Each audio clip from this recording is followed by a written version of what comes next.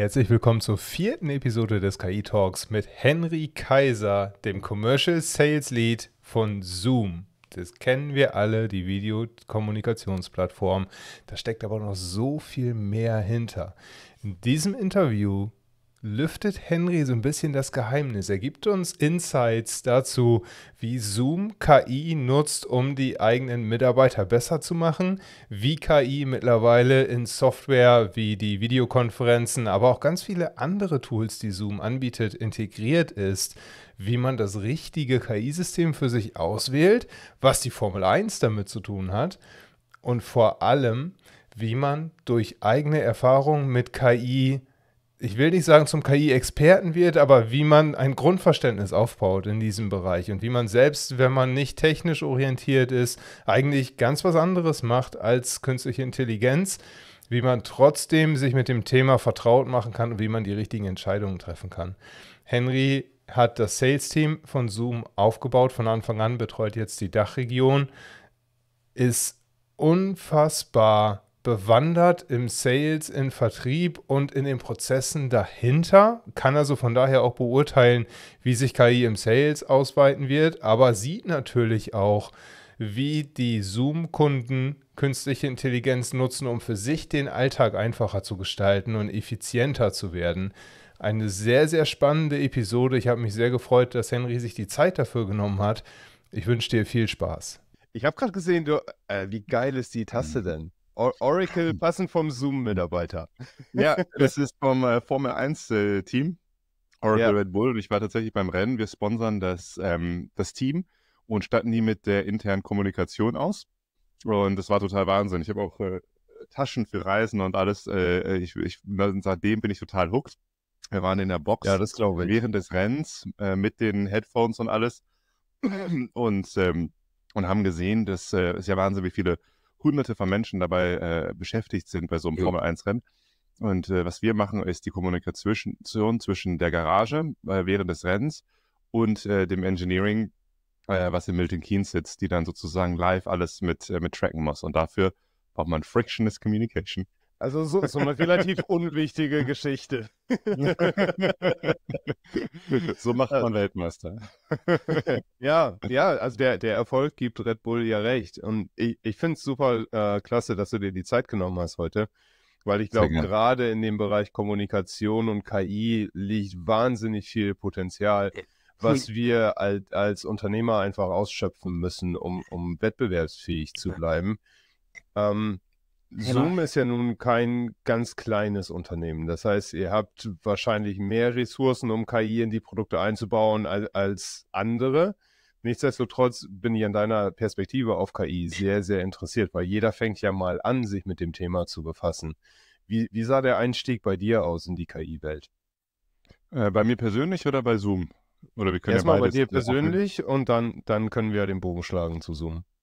Bei mir persönlich, ich fand das Thema immer total spannend. Ich habe es am Anfang nicht richtig verstanden, was überhaupt damit möglich ist. Also die ersten Gespräche, die ich dir dazu gehört hatte, gingen bei uns in der Software auch darum, über Noise Cancellation, also wirklich embedded in der Software, wie kann man so eine Self-Learning Software erstellen. Und das kam später dann mit dieser ganzen Generative AI, was ja jetzt überall gesprochen wird, wo man das dann selbst ausprobieren konnte. Ich habe natürlich gleich, als ChatGPT rauskam, mir ein Konto angelegt und versucht zu lernen, wie man Prompts schreibt. Habe mich inspirieren lassen, auch von dir, Jan, eine Menge gelernt zu dem Thema, was mir geholfen hat, zu verstehen, wie ich damit arbeiten soll. Und ich habe das am Anfang benutzt, überwiegend Brainstorming, E-Mails besser schreiben, Projekte besser aufarbeiten, alles um kreativen Touch sozusagen hinzuzufügen. Überall, wo ich früher jemanden gefragt habe, das mal quer zu lesen, habe ich erstmal durch die KI gegeben, geguckt, was kann ich da an mehr Informationen rausbekommen, wo kriege ich Verbesserungsvorschläge, um dann auch daran zu lernen. Ich würde sagen, wir sind jetzt ein Jahr wahrscheinlich schon weiter und merken, wie das in der ganzen Software überall mit embedded ist. Ich habe ja selbst einen Podcast, ich nutze dort auch KI-gesteuerte Editing-Tools, um einfach effektiver zu arbeiten. Und es geht nicht darum, für mich unbedingt das zu machen, was ein Mensch nicht könnte, aber zu überlegen, was kann ein Mensch alles mit KI? Ja, also nicht zu sagen, wir tauschen hier was aus. Wir haben ja auch nicht versucht, die Faxgeräte mit einer E-Mail auszutauschen, sondern was geht sonst alles mit der E-Mail? Und ich glaube, an so einem Punkt sind wir jetzt gerade in der Gesellschaft angekommen. Das so für mich persönlich. Wenn ich überlege, was bedeutet das für Zoom? Wir haben immer eine AI-Strategie gehabt. Wie gesagt, die war früher erstmal softwarebasiert. Also Virtual Backgrounds kennt ja jeder. Da waren wir mit die Ersten. Das ist ja nicht, dass du sagst, ich lege ein virtuelles Hintergrund hinter ein Bild. Das ist ja was sich bewegt. Und wie weiß der Computer, was sich bewegt und was zu dir gehört, Jan, und was zu deinem Hintergrund gehört? Und ist der echt? Das muss ja alles irgendwie errechnet werden.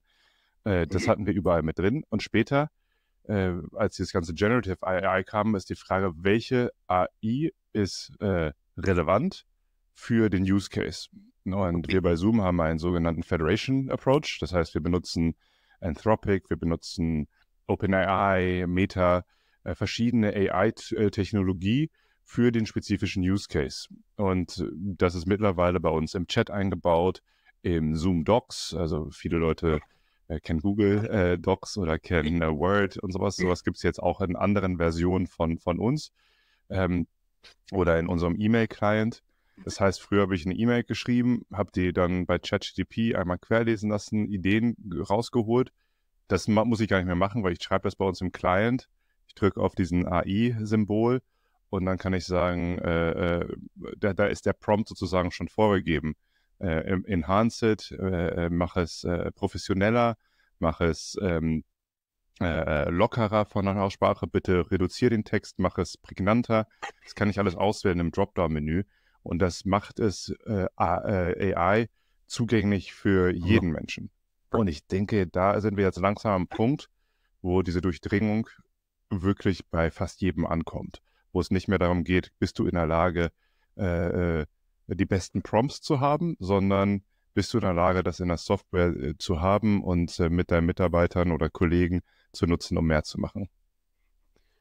Das heißt, würdest du sagen, aus Unternehmerperspektive geht es gar nicht mehr so sehr darum, unbedingt eine eigene Plattform zu entwickeln, die KI benutzt, sondern eher zu gucken, was habe ich schon im Unternehmen, wo KI vielleicht mit drin ist, wo man das als Modul dann irgendwie hinzubuchen kann. Oder wenn ich jetzt überlege, ich brauche sowieso eine neue Kommunikationsplattform, ich habe sowieso Probleme, dass mein Team nicht vernünftig kommunizieren kann, dass dann KI halt ein extrem wichtiger Entscheidungspunkt wird? Ich würde durch zwei Arten von Kommunikation unterscheiden. Einmal interne Kommunikation und externe Kommunikation. Und dann ist die Frage, was ist das, was man als Unternehmen kommunizieren möchte? Ich meine, wenn du jetzt ein Mittelstandsunternehmen bist und du kommunizierst extern mit Kunden, ist es schon besser, dass eine gewisse Rechtschreibung da ist, die gut ist, dass gute Terminologie verwendet wird, um dich richtig zu positionieren. Das ist jetzt einfach nur, ich sage mal, im geschriebenen Text, der dort stattfindet. Wenn das mit einem Knopfdruck geht, dann würde ich das immer versuchen zu implementieren. Ja? Also wenn jetzt anfangen Leute große Prompts zu schreiben und sich darin auszutesten, dann ist es gut, dass sie sich austesten in dem Bereich.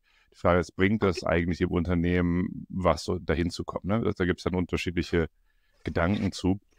Aber ich denke, es ist wichtig, dass sich jeder damit beschäftigt und überlegt, was ist der Use Case, um dahin zu kommen. Und ich würde auch jedem empfehlen, sich da einen Experten an die Seite zu holen, der weiß, wie das funktioniert, die Landschaft kennt, um dann einfach auch eine gute Beratung zu machen, weil da verändert sich so viel und die Frage ist ja nicht, was ist heute aktuell, aber wie stellt man sich jetzt auf, um damit in Zukunft auch zu leben und nicht einmal eine Lösung zu haben. Das hat sich sowieso im Softwarebereich wahnsinnig geändert. Früher war es so, man kauft sich eine Software für die nächsten 30 Jahre und hat dann den Service, der dahinter hängt. Heutzutage versuchst du alles Plug-and-Play-mäßig so aufzubauen, dass du auch ganz schnell wechseln kannst. Und dafür musst du gut aufgebaut sein oder gut aufgestellt sein. Ja, und du hast gerade einen Punkt angesprochen, den hatten wir in dem Podcast mit Andreas Schwarzkopf auch, den verlinke ich in den Shownotes hier, wo es um das Thema Hidden AI geht. Weil nur weil ich als Führungsperson, als Geschäftsführer beispielsweise oder Abteilungsleiter mich mit dem Thema nicht befasse, heißt es ja nicht, dass meine Mitarbeiter das nicht tun. Die haben vielleicht schon ChatGPT auf dem Handy und spielen damit rum. Ich weiß von einem Bekannten von mir, wenn der E-Mails an die Management-Ebene schreibt, der jagt die immer durch ChatGPT.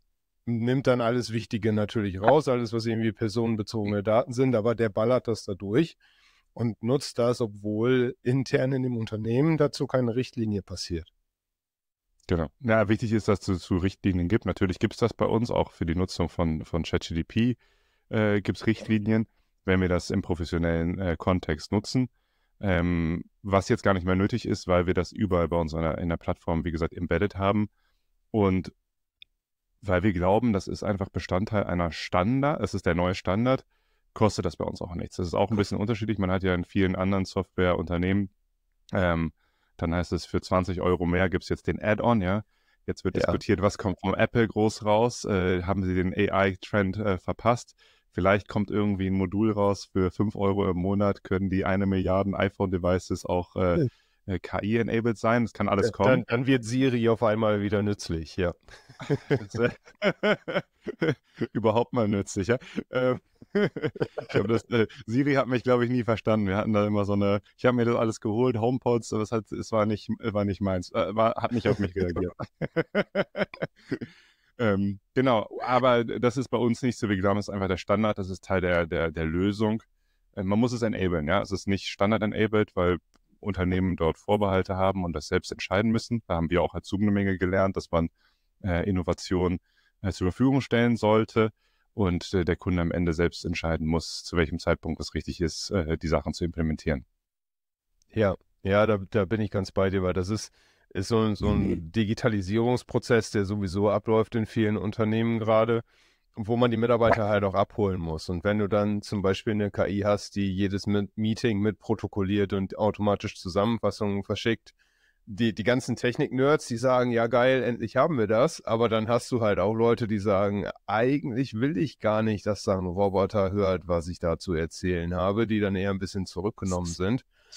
Wie siehst du das generell beim Thema Kommunikation? Über welche Funktionen von KI sollte ich als Unternehmer aktuell nachdenken, die mir den Alltag einfacher machen können?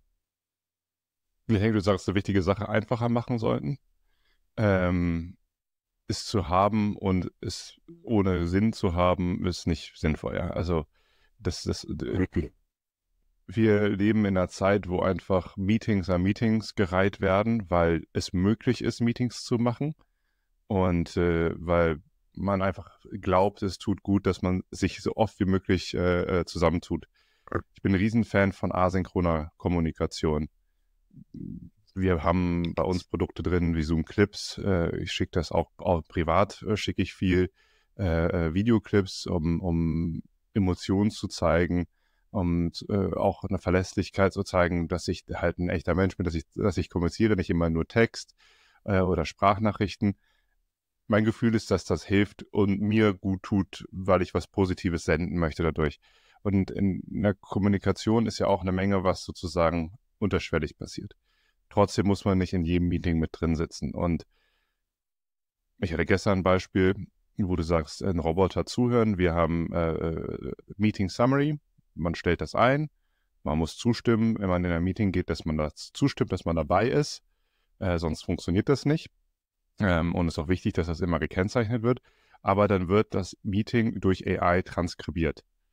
Und was dadurch natürlich für eine enorme Zeitersparnis ist. Ich habe jetzt neue Aufgaben im Unternehmen mit übernommen in den letzten Tagen, musste in irgendwelche wichtigen Meetings rein, um das Ganze zu strukturieren.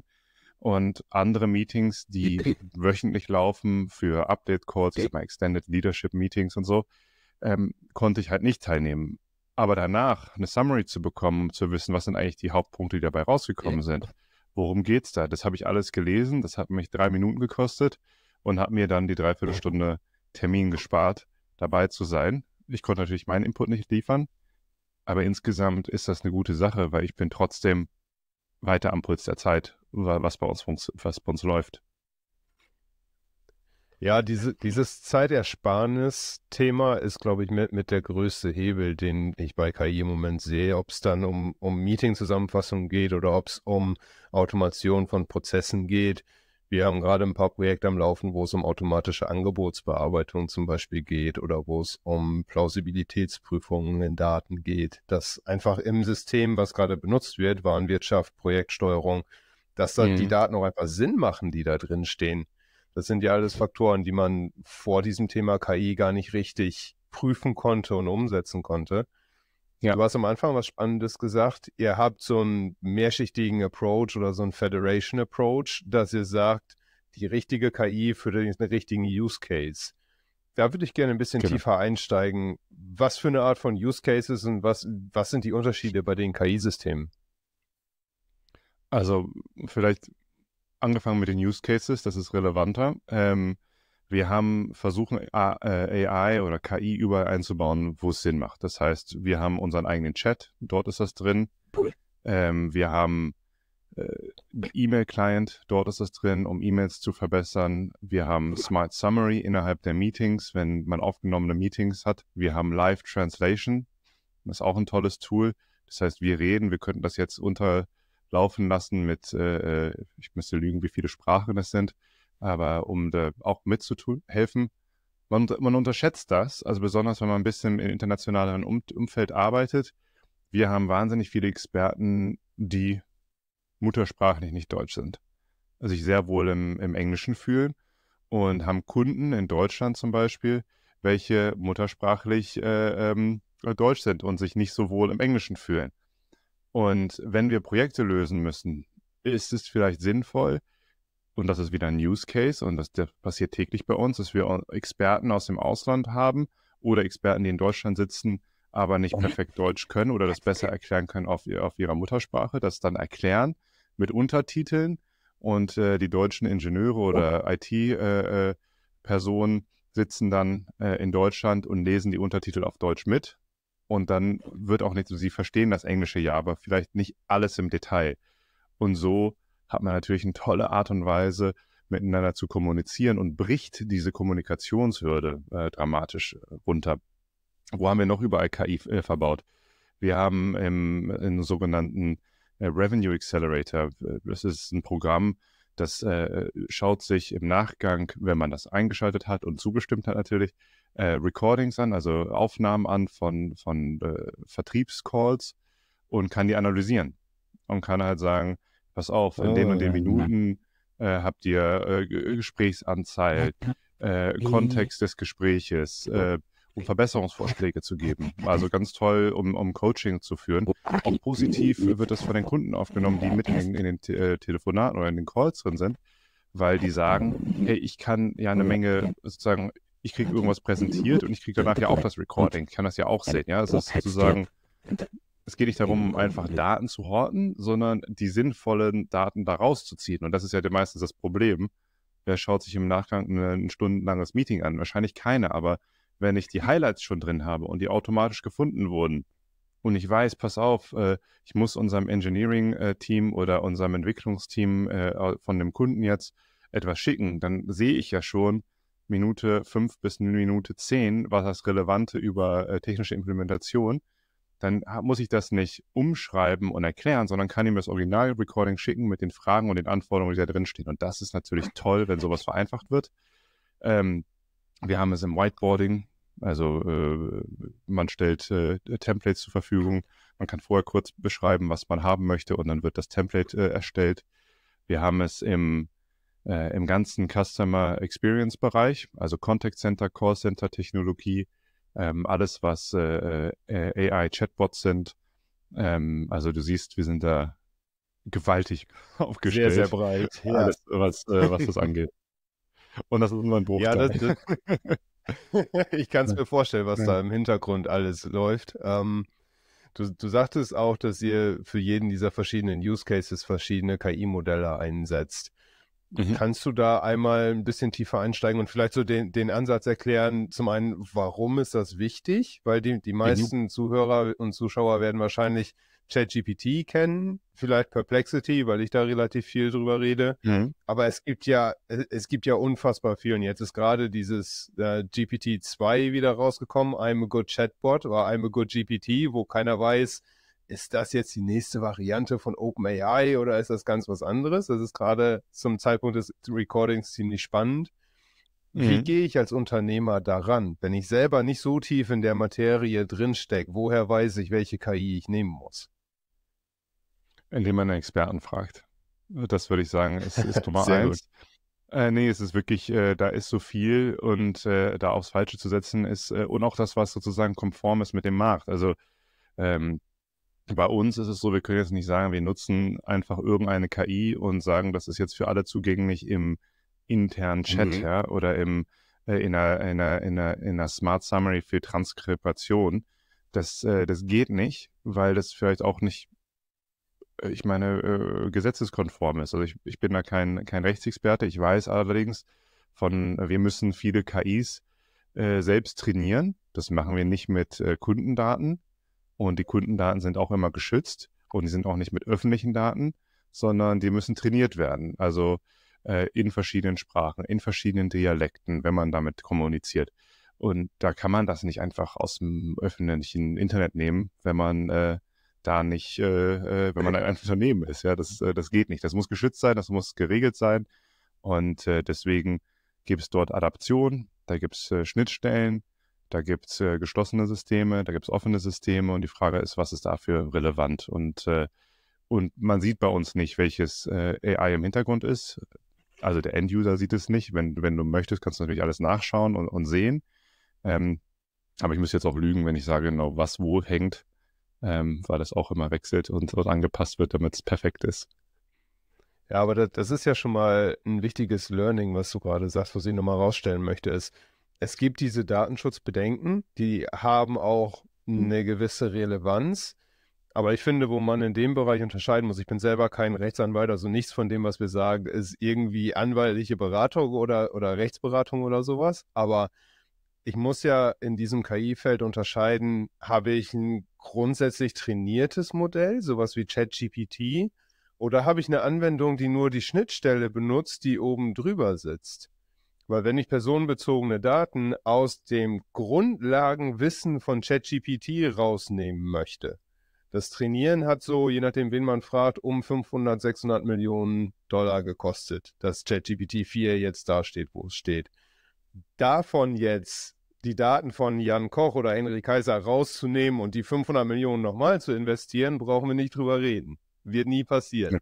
Aber wenn ich die Schnittstelle oben drüber habe, sowas, was wir bei Cobra machen oder ich nehme an, was ihr bei Zoom auch macht, dass ihr sagt, okay, wir arbeiten mit den sicherheitskonformen Schnittstellen, wir haben eigene Modelle, was du gerade sagtest, wir nutzen aber mit Sicherheit auch irgendwo mal Claude API oder ChatGPT API oder irgendwie sowas.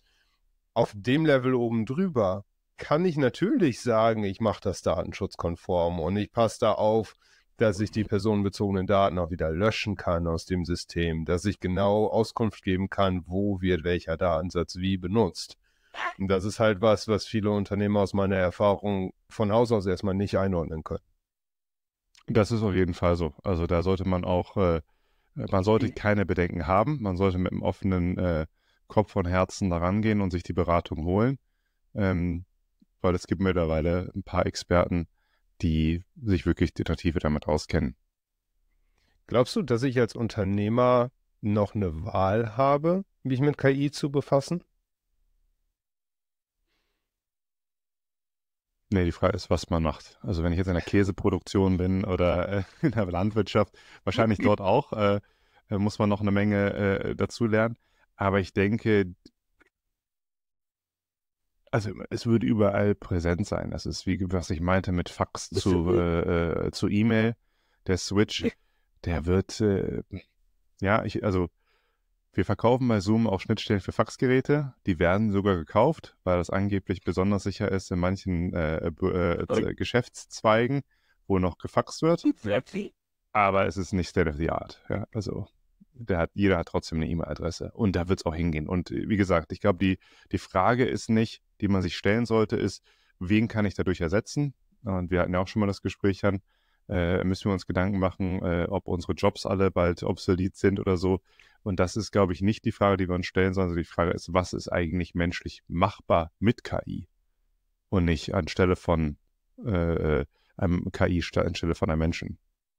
Ja, das ist ein ganz wichtiger Punkt. Ich sehe das bei uns immer mehr, zum einen selber bei uns in der Firma, aber auch in Kundenprojekten, dass dieses Thema KI-Agenten aufkommt, wo du ein KI-Programm hast, was einen ganz speziellen Anwendungsfall abdeckt, ob es eine einkommende E-Mail ist, die analysiert werden muss und dann abgeglichen wird mit dem Projektsystem, oder ob es eine Plausibilitätsprüfung ist, haben die Leute die Daten sauber erfasst, was dann nachts läuft und dann am nächsten Morgen einfach eine Zusammenfassung schickt, hey, guck hier nochmal drauf, da kommt der KI irgendwas Spanisch vor.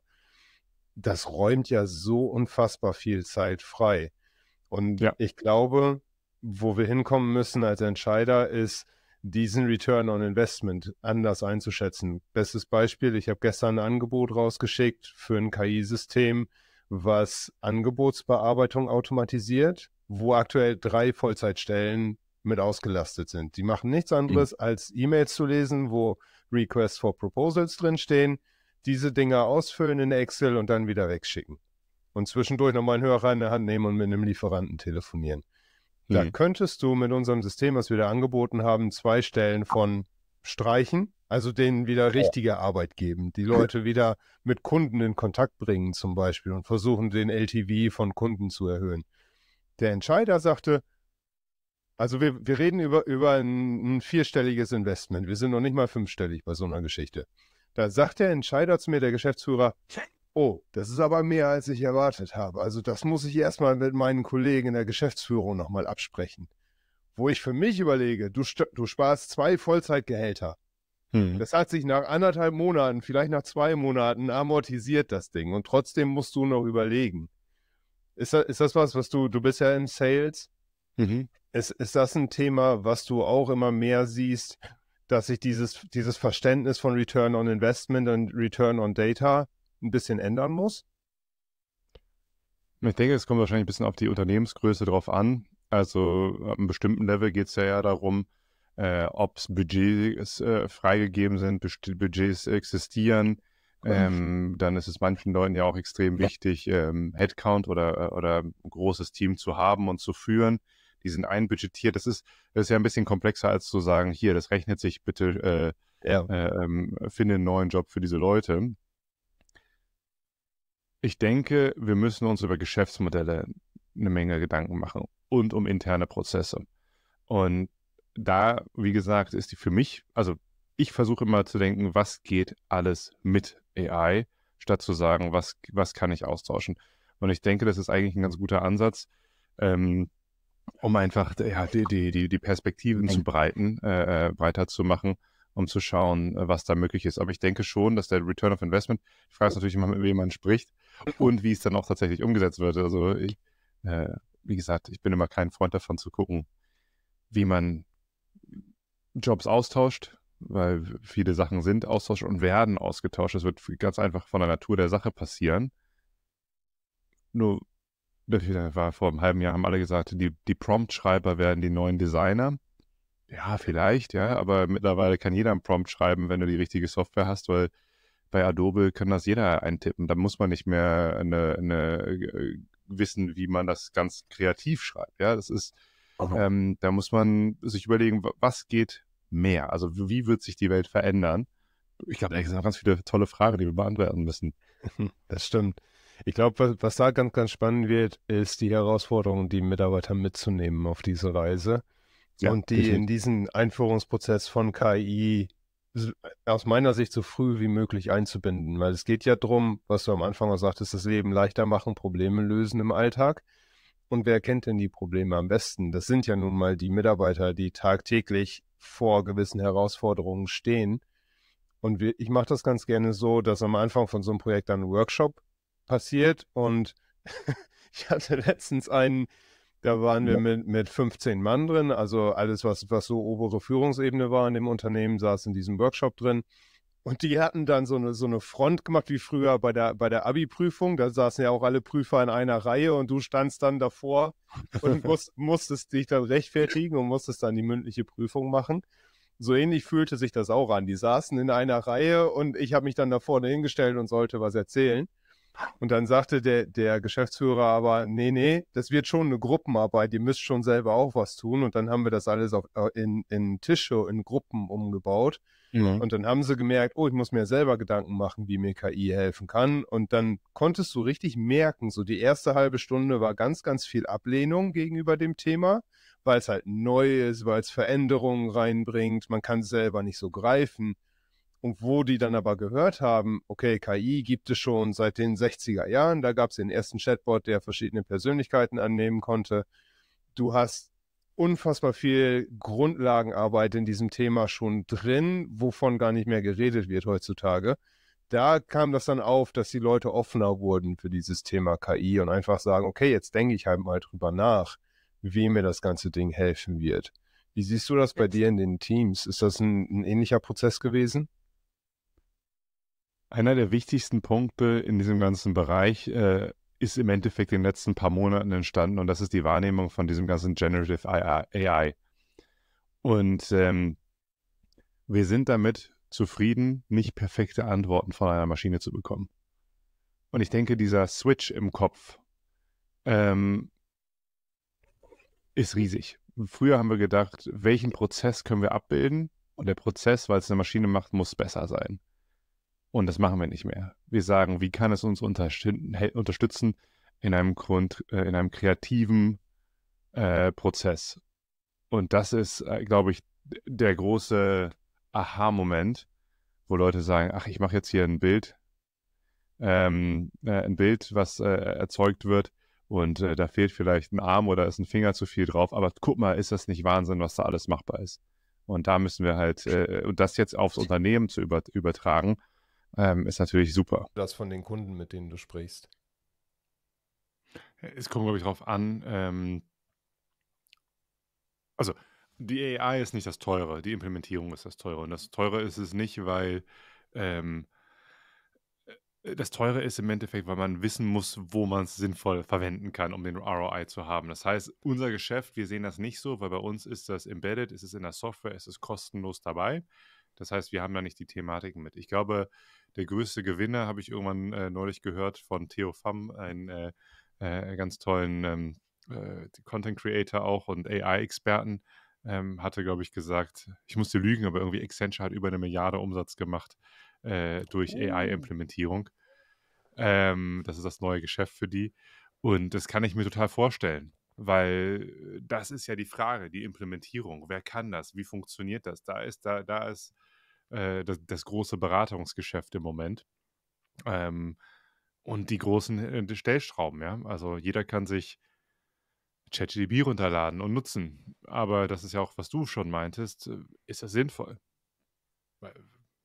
Für den Individuellen schon, aber kann man das strukturell einwenden und umsetzen, damit man wirklich als Unternehmen was davon hat? Und die Frage muss man beantworten und dafür muss man Systeme schaffen, um das dann richtig zu implementieren. Und ROI hin oder her, ich denke, jeder ist sich relativ einig, dass das schon da ist. Also es wird nicht nur kommen, sondern es ist schon da und es wird extremst disruptiv in den nächsten Jahren.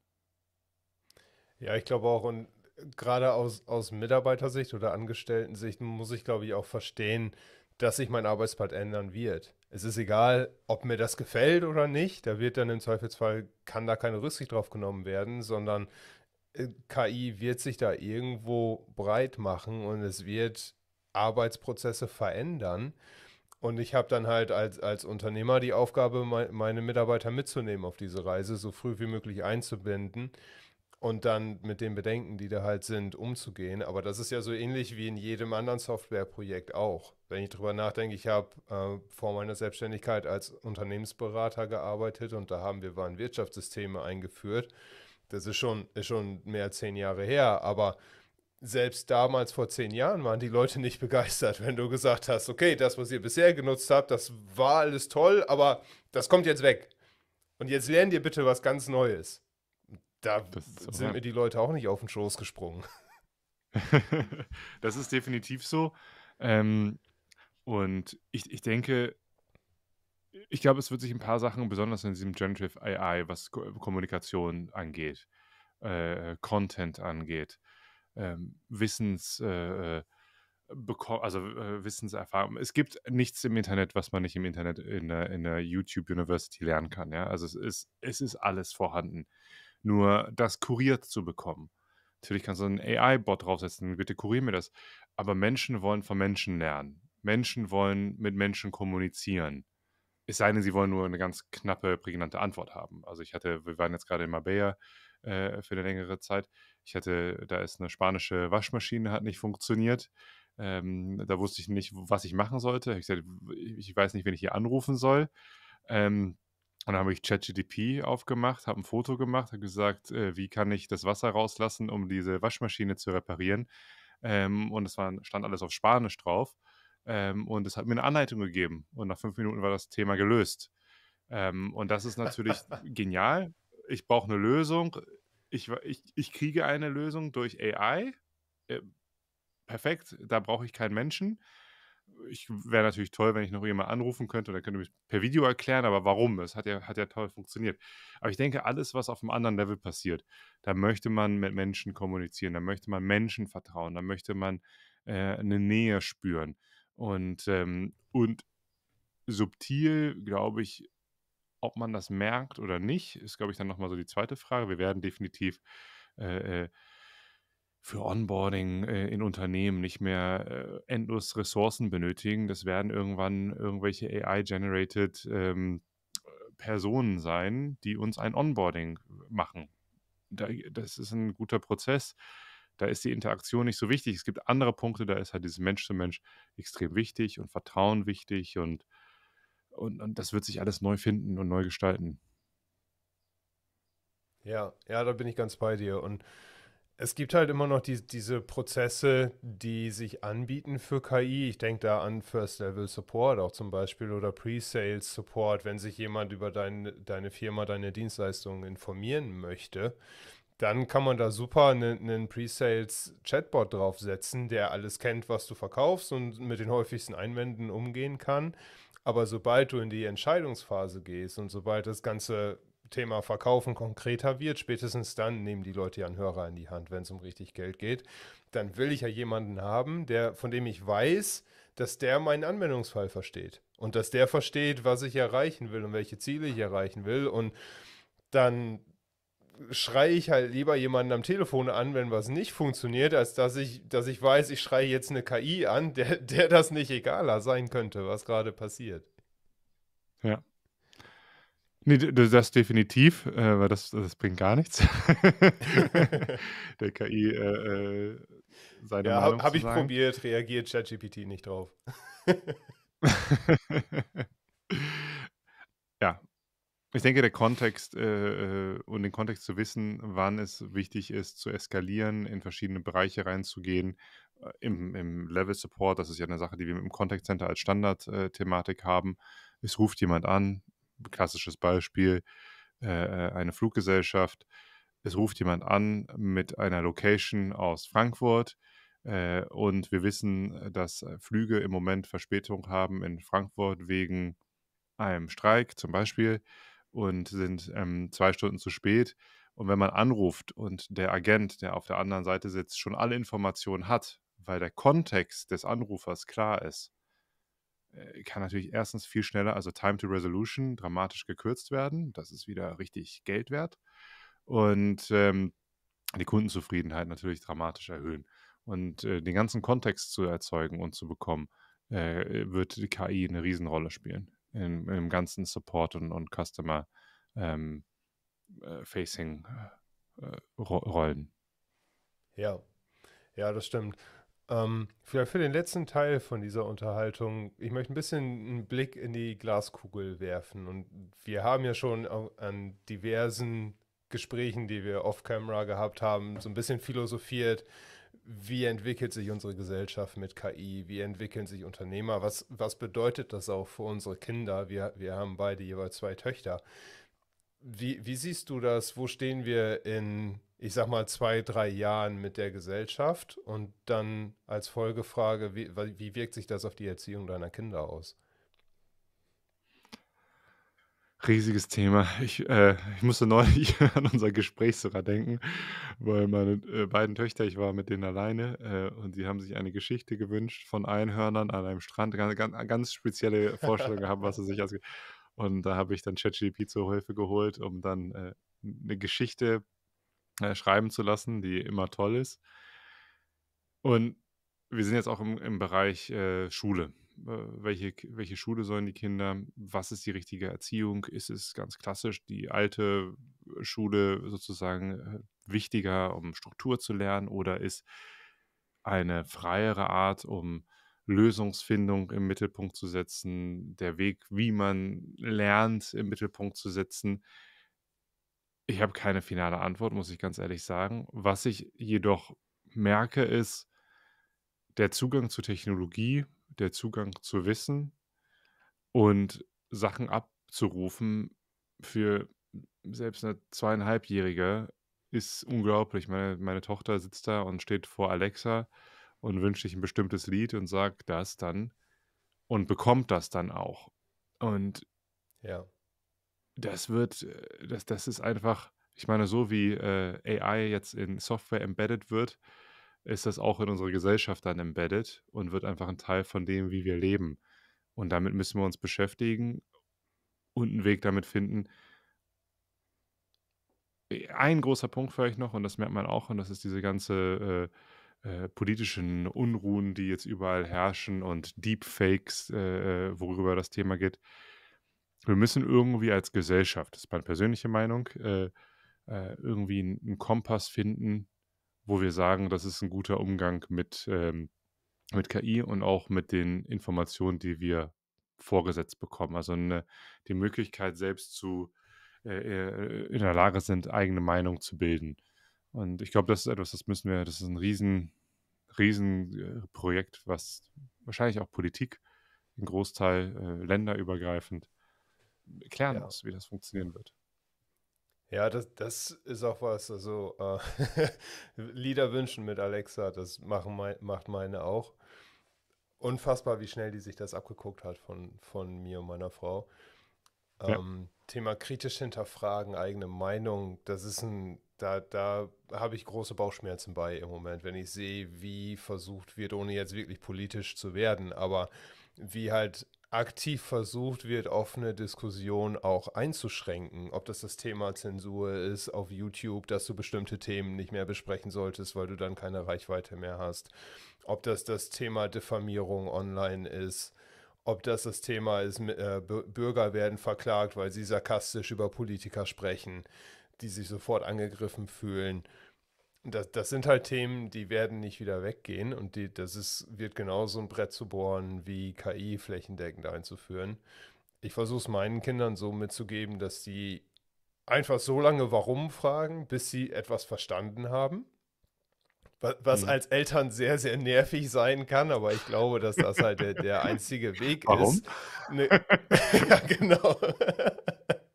Eine gesunde Neugierde in die Kinder reinzubringen und denen auch zu zeigen, es ist okay, wenn man was nicht versteht.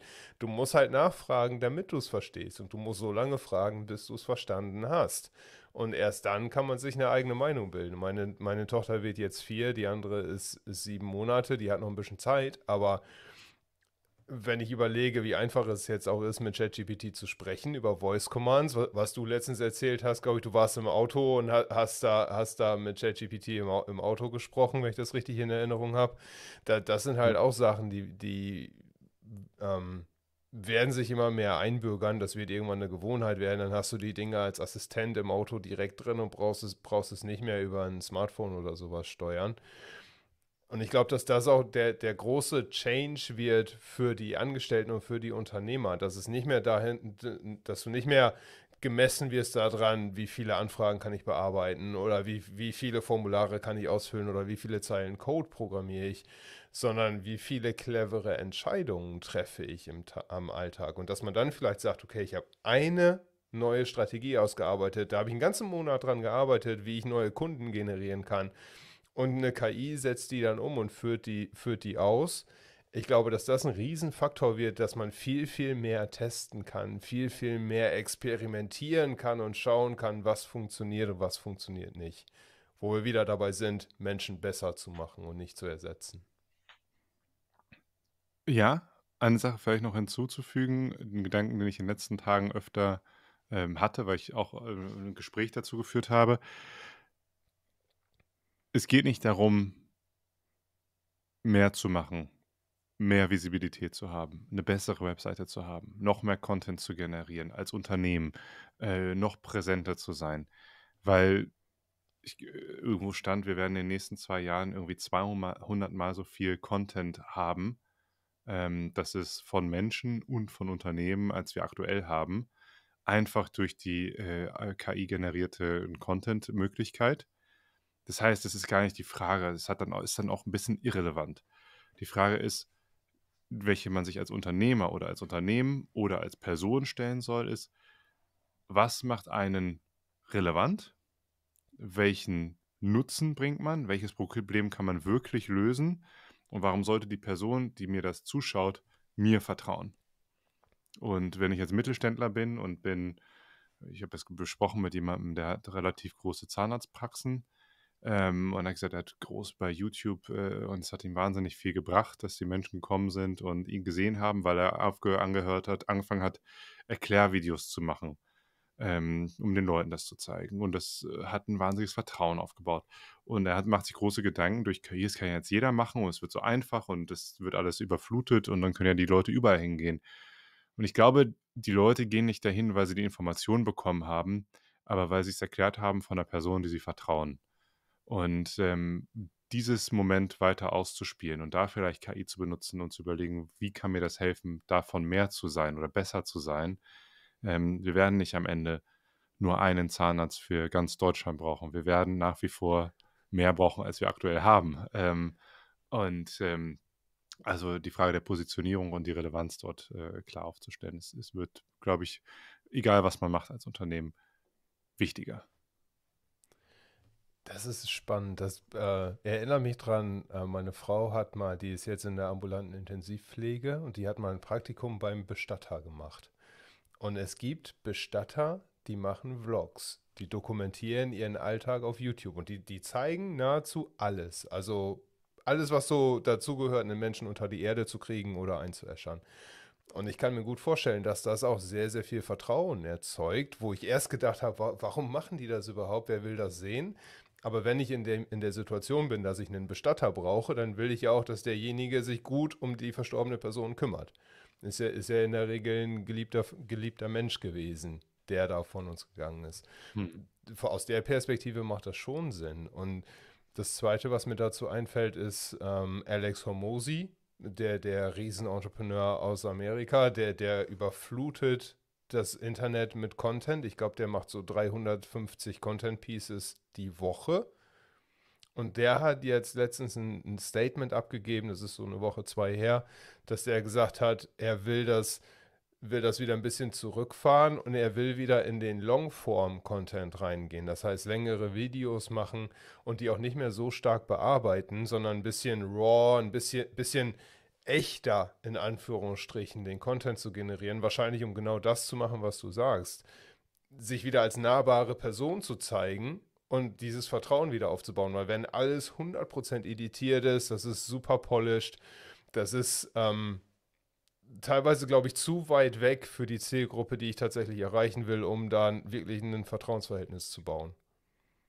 Ja, ich hab 'n anderes wahrscheinlich gehört. Ich habe es nicht von Hormozy, sondern von einem seiner, Produzenten gehört, war in einem Podcast, hatte ich das auch gehört. Ähm, Fand ich nämlich auch spannend, weil die im Endeffekt gesagt haben, die merken, dass der Reach und, die Originalität bei diesem ganzen Shortform-Content, nicht mehr unbedingt das ist, was sie benötigen, um eigentlich das zu positionieren, was sie möchten. Und zwar eine Marke, weil das ist kein Hobby. Die wollen eine Marke damit positionieren und den Vertrauen dieser Marke dann aufzubauen. Und nur gehypt werden bei vielen Leuten, die es toll finden, ist gut, aber was ist der Return dafür? Ja. Ja, was wieder vielleicht als abschließende Frage mich dazu bringt, drüber nachzudenken, wie kann mich KI dabei unterstützen, mich als Mensch, ja, darzustellen. Also es ist ja nichts anderes als Selbstdarstellung, als Selbstvermarktung. Und es ist auch, glaube ich, egal, ob ich jetzt ein Unternehmen repräsentiere. Auch da ist die Entscheidung letztendlich beim Menschen. Wenn ich zu Zoom gehe als großer Kunde und ich sage, ich brauche hier 1000 Zoom-Lizenzen, spreche ich ja auch nicht mit der Firma Zoom, sondern ich spreche ja mit Henry oder ich spreche mit einem deiner Kollegen. Und da geht es ja auch darum, eine persönliche Marke zu haben.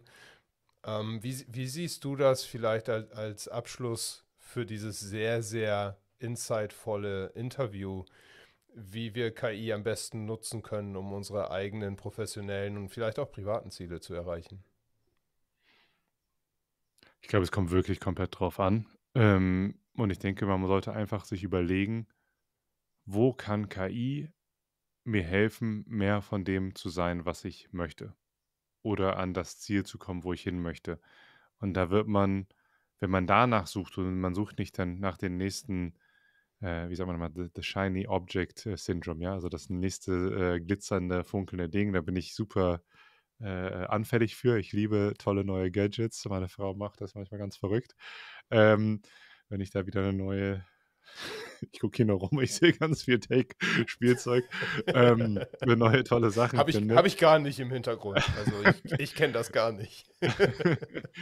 Aber es hilft mir ja eigentlich nicht. Das ist mir schon klar. Es ist ein Hobby, ja. Das sind viele tolle Sachen, die ich gerne habe, oder völlig überdimensionierte Editing-Tools, weil ich persönlich daran Spaß habe. Dann ist es gut, dass ich das habe, aber ist das sinnvoll? Nein, das ist nicht sinnvoll. Die einzig sinnvolle Frage, die man sich stellen muss, und das ist ja das, was wir meinten im Bereich der Positionierung: Was hilft es mir, mich dort zu positionieren, und ist mein Offering klar? Also ist es klar für den Kunden, was ich eigentlich anbiete und welchen Mehrwert ich bringen kann? Und wenn es das ist, wie kriege ich das weiter verbreitet? Und da ist meistens nicht unbedingt die Antwort, mehr dasselbe machen, sondern besser oder anders oder mit einem anderen Winkel etwas machen. Und das, oder sich so zu positionieren. Sehr spannend. Henry, wo finden dich Leute online, wenn die mit dir in Kontakt kommen wollen? Ich denke, der einfachste Weg ist LinkedIn. Einfach Henry Kaiser eingeben. Ich habe auch einen Podcast, den gibt es bei Spotify, bei Apple Music und auch bei YouTube. Da könnt ihr mich auch folgen. Und Sales Wisdom. Genau, Modern Sales Wisdom, spannende Themen zum Thema Vertrieb. Vielleicht auch dazu, warum habe ich das gemacht? Ich habe seit vielen Jahren einen internen Zoom-Podcast gehabt, habe Leute interviewt dazu. Ist in der Pandemie, habe ich dieses ganze Content-Creation-Thema aufgenommen und habe das immer nur intern bei uns gepostet, zu verschiedensten Themen bei uns in unserem internen Intranet oder in unseren Chats, und habe immer tolle Resonanz bekommen. Und irgendwann habe ich mir die Gedanken gemacht, weißt du, ich mache das einfach öffentlich für jeden, den es interessiert und gerne dabei ist und das hören möchte. Und ich kriege tolle Resonanz, mir macht es riesig Spaß. Und das heißt, wenn man im Bereich Vertrieb unterwegs ist, sich Informationen oder Inspiration holen möchte, was dort in der Welt passiert, dann join my journey, ja, also kommt mit auf den Weg. Ich bin auch nur am Lernen und hole mir die besten Leute ran, um dort zu lernen. Du warst schließlich auch schon mal da. Wenn dir die Episode gefallen hat, dann abonniere uns gerne auf Apple, Spotify, auf YouTube oder schau bei cobra-dataworks.de/podcast vorbei, um immer die neuesten Episoden zu bekommen. Ich freue mich natürlich sehr über Bewertungen, das hilft dem Podcast ungemein. Hinterlass gerne dein ehrliches Feedback als Kommentar unter den Episoden. Gerne auch eine Bewertung bei, wie gesagt, Spotify oder Apple oder auf YouTube als Abo. Das hilft uns einfach, mehr Leute zu erreichen. Das hilft mir auch, noch bessere Gäste zu kriegen. Wenn die natürlich sehen, dass der Podcast gut ankommt, habe ich mehr Argumente, hochkarätigere Gäste in diesen Podcast reinzuholen. Also das geht nicht ohne eure Unterstützung. Ich freue mich sehr, wenn euch der Podcast gefällt. Wie gesagt, ein Daumen hoch oder ein Abo hilft ungemein. Bis zur nächsten Episode. Vielen Dank.